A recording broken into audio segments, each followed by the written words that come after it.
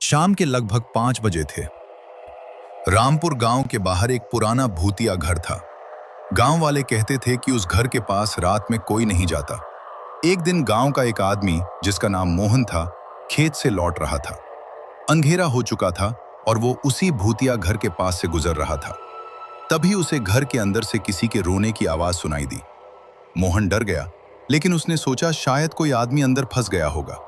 जैसे ही वो घर के दरवाजे के पास गया, अचानक दरवाजा अपने आप खुल गया और अंदर से ठंडी हवा बाहर आई। अचानक एक धीमी आवाज आई, मुझे बचाओ। मोहन बहुत डर गया और भागने लगा। अगले दिन गांव वालों ने देखा कि मोहन कहीं दिखाई नहीं दे रहा है।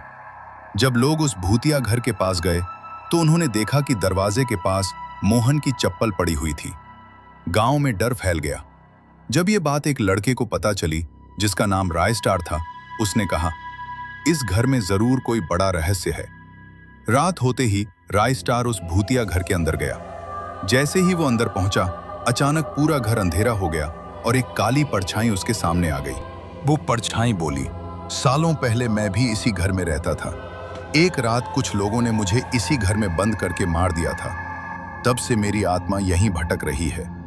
राय स्टार ने पूछा, तुम्हें शांति कैसे मिलेगी? वो आत्मा बोली, अगर तुम पूर्णिमा की रात इस घर के चारों कोनों में दीपक जलाओगे तो मेरी आत्मा को शांति मिल जाएगी। राय स्टार ने अगली रात गांव वालों को साथ लिया। पूर्णिमा की रात सब लोग उस भूतिया घर के पास पहुंचे और चारों कोनों में दीपक जला दिए। अचानक तेज रोशनी हुई और वह आत्मा धीरे धीरे गायब हो गई।